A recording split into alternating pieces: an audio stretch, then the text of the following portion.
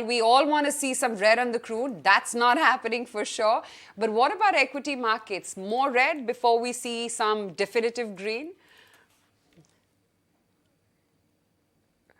Discussion. I think probably, yes, some are getting excited that clearly oil and some commodity prices have been coming off to give a little bit of maybe headroom for central banks to ease up with some of their rhetoric and interest rate rises. Probably that's a little bit early. Yes, we're sort of moving into this growth worry phase of central bank tightening. And I think it is usually a very volatile phase. So we will get these moments of both volatile and powerful rallies, both the upside and downside. I think the headwinds still for markets probably at the moment are analysts globally are probably still somewhat bullish and haven't started to revise down their numbers aggressively yet. So probably market valuations will start heading back up again. But yes, I think at the moment it's still right to be cautious. And whilst markets have come off a long way, I'm not sure now's the time to be getting too adventurous just yet. I've always very proudly said that foreign institutional investors, we love them because they've been our fair feather friends. They've always bought into Indian stocks at times of deep pessimism. Now, for a change, the India story this time is really different. It is appealing. We are growing. Inflation is not a large concern like what it is for European markets and for US, yet the intensity of FI selling is at a record high. Why is that? So I guess, broadly speaking, what we're seeing, we haven't really begun to see a massive redemption in equity selling per se. You've seen quite a lot of money coming out of the bond markets, particularly in the US, but less so out of the equity markets yet. So yeah, it's difficult, and obviously with the dollar doing what it's doing, it's difficult to build a case for emerging markets, particularly also with the whole China question. As China bottomed, will China carry on pursuing the zero COVID policy? So with these questions still at the forefront, and with equities as a whole being quite challenged at the moment, we're seeing redemption pressures out of those that are in emerging markets and very little net buying coming back into the space. I think what we need to see for that to change is clearly some sort of policy change in China, first of all, and secondly, for the dollar to obviously start weakening off a bit. I think at that stage, you could see quite a large wall of money heading into the emerging market space. Valuations are contracted across the board, and obviously, the markets have come off quite some way. Change your top 3 India holdings between Jan and now? Sorry, the top India holdings. Yeah. So I think we've got certainly in for example in the US and European markets, there is a regime change to some extent, and I think what led the previous cycle possibly won't lead the new cycle whenever it starts. So I think, again, if you look at India, the sort of areas I've always found attractive are more domestically focused areas. I think we're going to get some more money coming back into that industrial space globally, as well as India.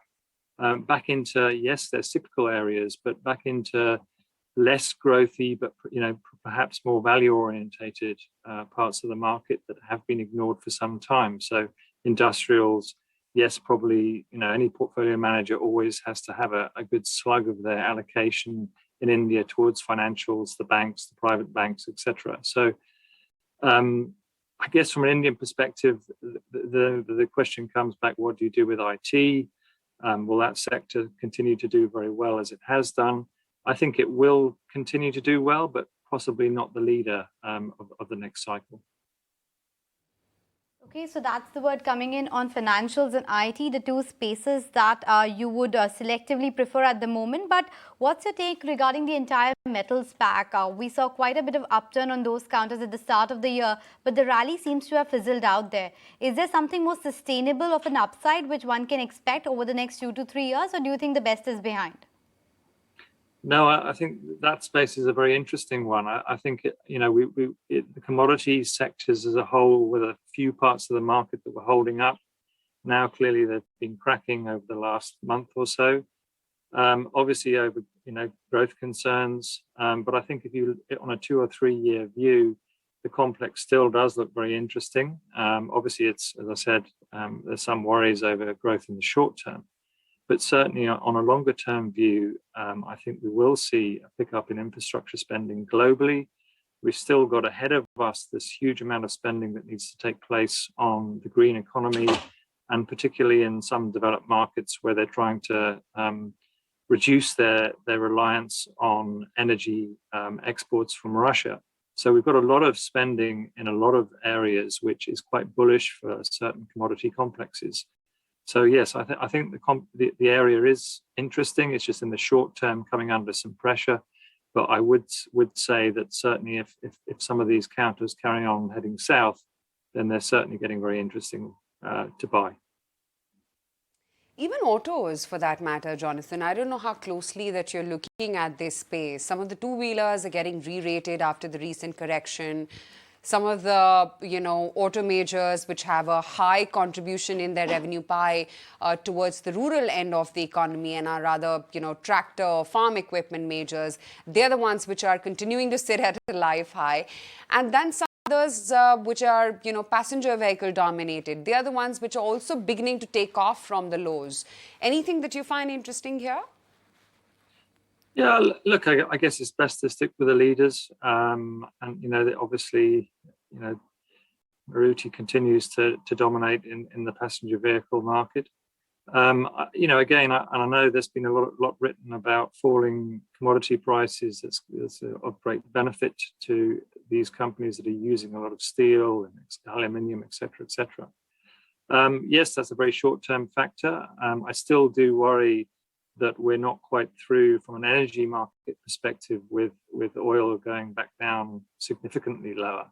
I think the risks are skewed also to a spike on the upside. You can easily envisage something going on there, particularly, for example, if China was to announce a little bit more of a opening up of the economy and growth. You could see oil prices spiking back up again in very quick order. So I do worry a little bit about some of those more higher ticket particular items in that sector. For example, in this, in Europe and the US, with the cost of living crisis that's going on, those sort of big ticket discretionary items are certainly under pressure. So yes, I think the sectors have been sold off quite aggressively. We're seeing a decent bounce, but I think yes, on a longer term they're winners, but in the short term, I think there are still potentially headwinds ahead. Jonathan, I distinctly remember you had ownership in Tata Motors. How would you be viewing a stock like Tata Motors in the light of what is happening in China? Difficult, with what's happening in China, and also with what's, the European markets are pretty horrendous at the moment, particularly the UK market. Yes, that Jaguar Land Rover remains, I guess, that one of the core parts of that business. That remains stressed as well, to my opinion. So, yeah, it's a difficult play. I think it's many foreign investors view it as a high beta play on India, and yeah, it's one that we don't own it. We wouldn't be owning it at the moment.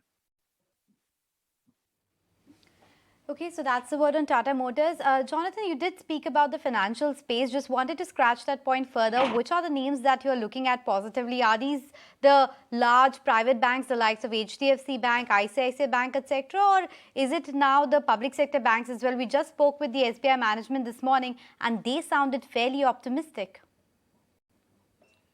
Yeah, look, I mean, I've always had a preference for the private sector banks in India.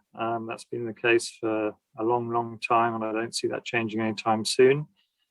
Yes, there is a story to be said for perhaps an SBI or one or two of the other public sector banks, but I think certainly for the quality that you get with the private sector banks, it's probably the big names that we certainly stick to. And yes, there is a time and a place for a public sector bank, but I think from a metric perspective and from our valuation perspective and from our work that you undertake on these stocks, I think from a quality perspective, Indian private banks still are exceptionally good. I don't know how convinced you are about the broader market recovery, but given that small and mid caps here in India have been way more battered than the large caps, I'm wondering if any of these pockets have come in the value zone, although all the sectors that you did speak about do have a large mid cap component too. Yeah, it's difficult when you've got headwinds in the broader markets like we're currently facing, then clearly the smaller sections of the market, which are less liquid, get particularly badly affected. I think it's difficult to sort of to see a significant recovery in the mid cap and small cap space until at least we get some sort of calming down in the larger cap area. And because of the global headwinds that we're still suffering, it's difficult to see that any time soon. Clearly, once we see some sort of settling down in the commodity markets, perhaps in the geopolitical situation in China, and the headline indices calm down a little bit, then yes, you can see pretty good upside in the smaller stuff, in the smaller mid cap indices. But certainly for the time being, I think I would advise caution in that part of the market.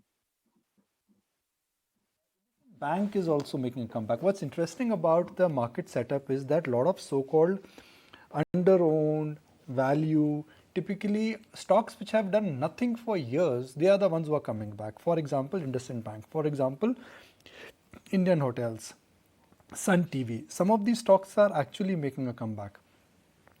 Jonathan, if you have to, let's say, choose a portfolio of only 3 stocks for the next 3 years, and I promise we will revisit after 3 years, but you have option to only choose 3 stocks. Which are the 3 stocks you would choose? Indian stocks.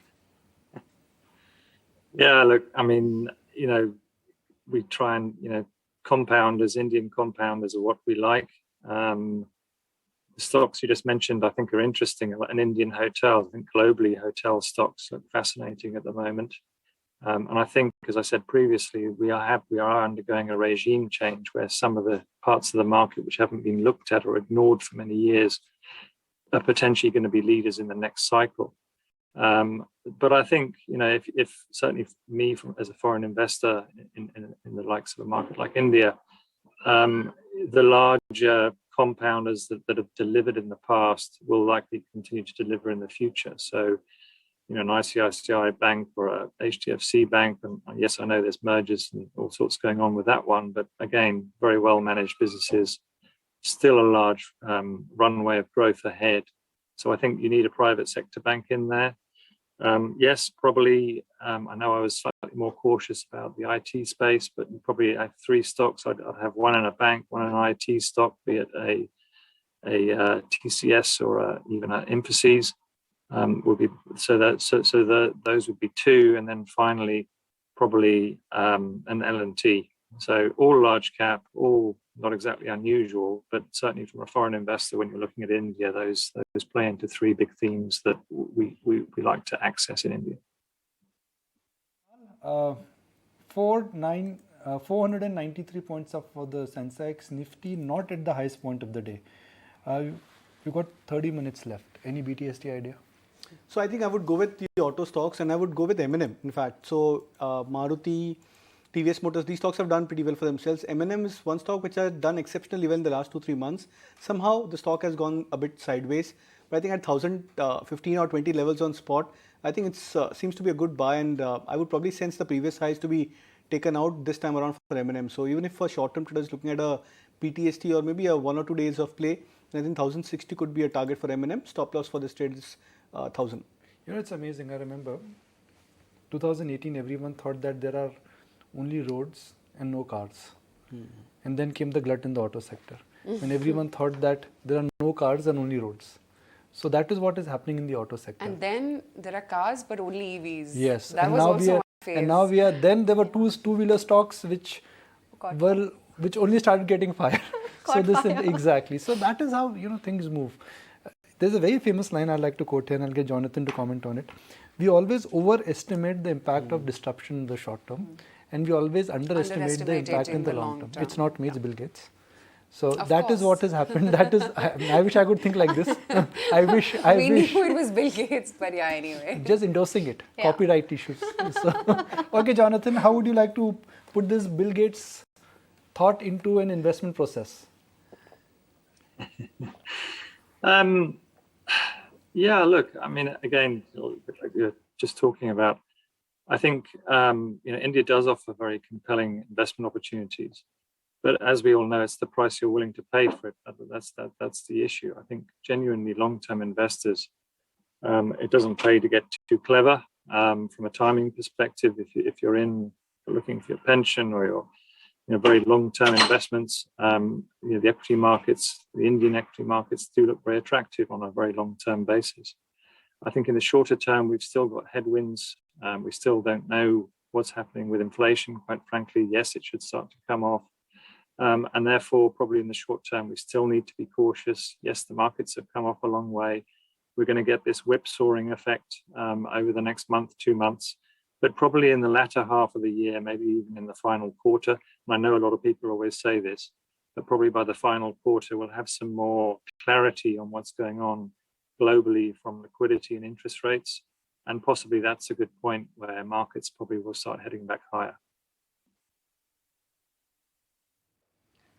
Okay, Jonathan, we'll let you go on that note. Thank you so much for making time and speaking with us on a whole host of sectors and sharing your fundamental ideas for our viewers as well.